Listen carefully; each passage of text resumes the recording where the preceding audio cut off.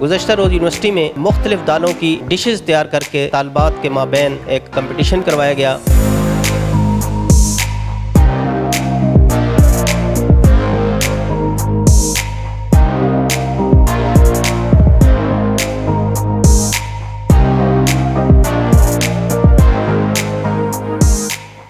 हमें दालों के इस्तेमाल को फ़रोग देने की ज़रूरत है। अगर हम उसके न्यूट्रिशनल बेनिफिट्स की बात करें तो जितनी न्यूट्रिशन हमें गोश्त से मिल रही है उससे कहीं ज़्यादा न्यूट्रिशन हमें इन दालों से मिल सकती है।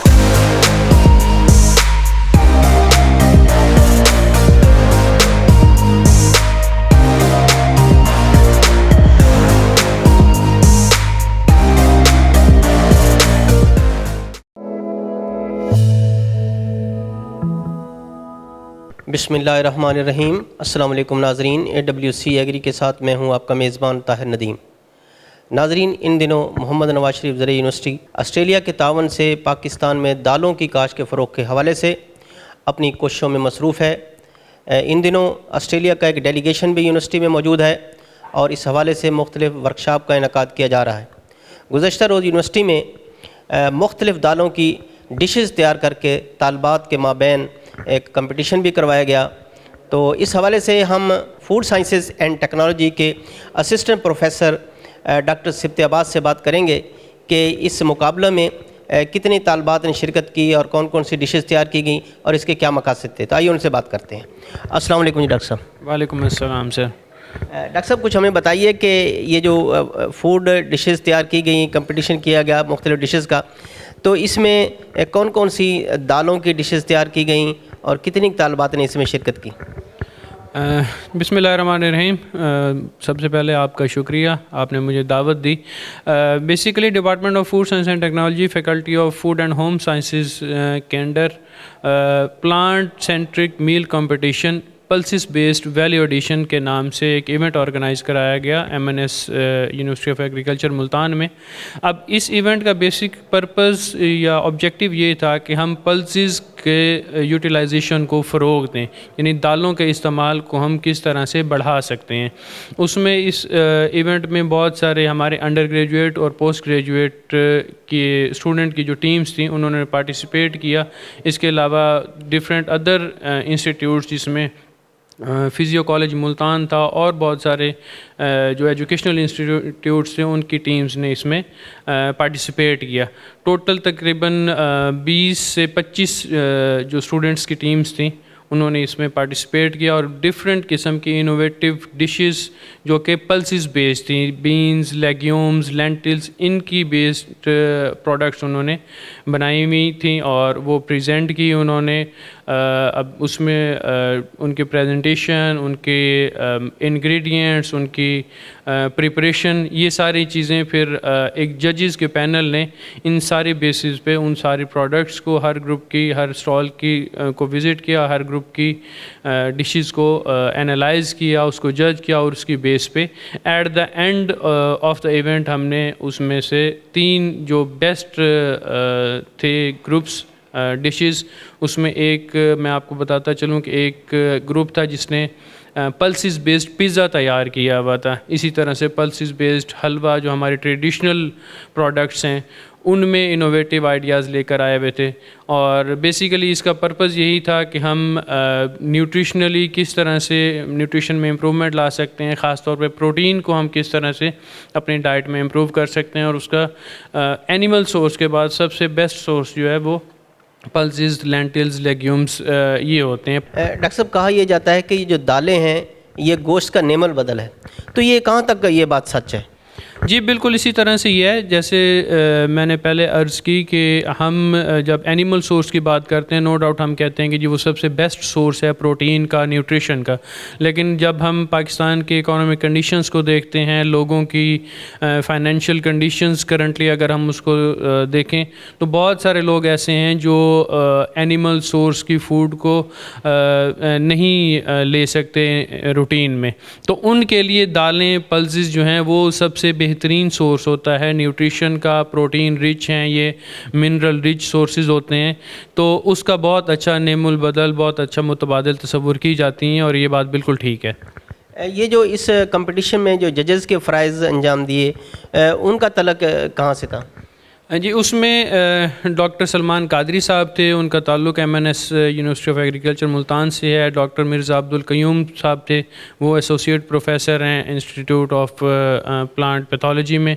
और इसी तरह से हमने इंडस्ट्री के गेस्ट बुलाए हुए थे, उसमें एक नवीद हाशमी साहब हैं, वो हमारे इंडस्ट्री के रिप्रेजेंटेटिव थे। तो ये 3 जजेस थे बेसिकली जिन्होंने फ़राइज़ अंजाम दिए और सारे स्टॉल्स को विज़िट करके उसको एनालाइज़ किया, जज किया। डॉक्टर साहब, ये इन दिनों ऑस्ट्रेलियन एक डेलीगेशन भी आया हुआ है जिसका मकसद यहाँ दालों की काश्त को फ़रोग़ देना है, और ये फूड कंपटीशन भी करवाया गया। तो क्या हमारे मुल्क में कुछ दालों की जो काश्त है वो ज़रूरत से कम है या उसको मज़ीद फ़रोग़ देने की ज़रूरत है? जी बिल्कुल, ऑस्ट्रेलियन डेलीगेशन की जिस तरह से आपने बात की, ऑस्ट्रेलियन डेलीगेशन ने भी हमारे इस इवेंट को विज़िट किया और सारे स्टॉल्स बच्चों ने जो प्रोडक्ट्स बनाई हुई थी उनको उन्होंने विज़िट किया। बहुत अच्छे आइडियाज़, इनोवेटिव आइडियाज़ जो स्टूडेंट्स ने, इवन अंडर ग्रेजुएट लेवल के जो स्टूडेंट्स थे उन्होंने प्रेजेंट किए हुए थे।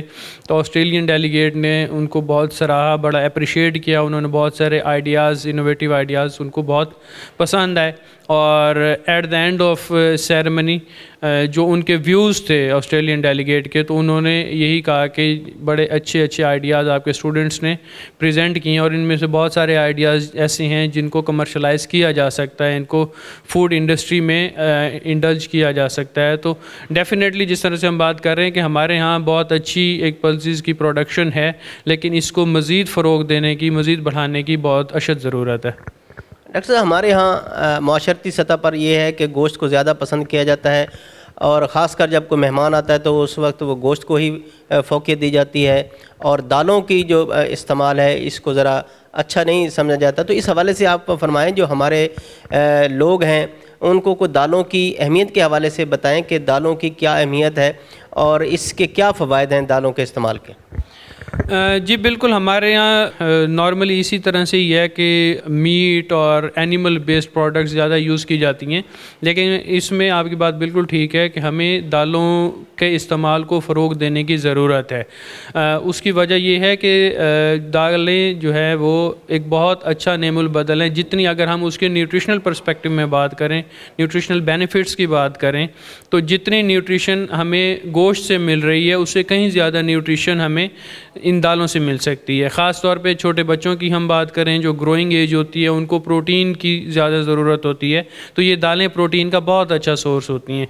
इसी तरह से अगर आप ओल्ड एज की बात करें, बुढ़ापे में लोग इन चीज़ों को ज़्यादा खाना पसंद नहीं करते, तो उसमें भी बहुत अच्छे मिनरल के सोर्सेज़ हैं हमारी दालें, बहुत अच्छे प्रोटीन के सोर्सेज़ हैं और न्यूट्रिएंट रिच हैं हमारे लेंटिल्स और बीन्स और लेग्यूम्स, ये सारी चीज़ें। तो इनका इस्तेमाल जो है वो कहीं ज़्यादा बेहतर तरीके से किया जा सकता है जब हम इसका कंपेयर करते हैं इसको एनिमल प्रोडक्ट्स के साथ या गोश्त के साथ। तो इसमें ज़रूरत इस बात की है कि हम पल्सेस बेस्ड डिफरेंट किस्म की इनोवेटिव प्रोडक्ट्स बनाएं, बजाय इसके कि सिर्फ एक जो हमारे यहाँ रिवायती तौर पर कि दाल का सालन बनाया जाता है, पका के और पेश की कर दी जाती है।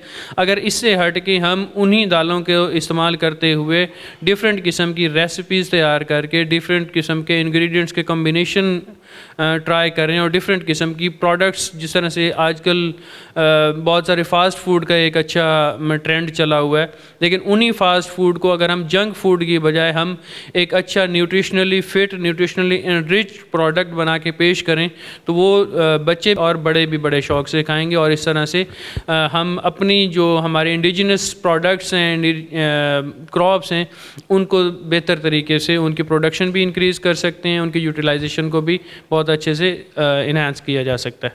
बहुत बहुत शुक्रिया डॉक्टर साहब। जज़ाकल्लाह, बहुत शुक्रिया आपका। नाज़रीन, आपने दालों की अहमियत और उनसे तैयार की जाने वाली मुख्तलिफ़ डिशेज़ के हवाले से डॉक्टर सब्त अब्बास साहब की बातें सुनी। इसमें कोई शक नहीं कि दालें जो हैं वो प्रोटीन का बेहतरीन सोर्स हैं और गोश्त का नेमुल बदल हैं। अगर हमारे शहरी दालों के इस्तेमाल की तरफ जाते हैं और हमारे काश्तकार दालों की काश्त को फ़रोग़ देते हैं, तो ना सिर्फ इससे हमारी जो सेहत है वो अच्छी होगी, बल्कि इस वक्त जो हमारा गोश्त पर एक दबाव है और गोश्त की ज़रूरत बढ़ी हुई है, उसको भी हम कम कर सकते हैं। तो आज तक के लिए इतना ही। आइंदा सेगमेंट तक अपने मेज़बान ताहिर नदीम को दीजिए इजाज़त। अल्लाह निगहबान।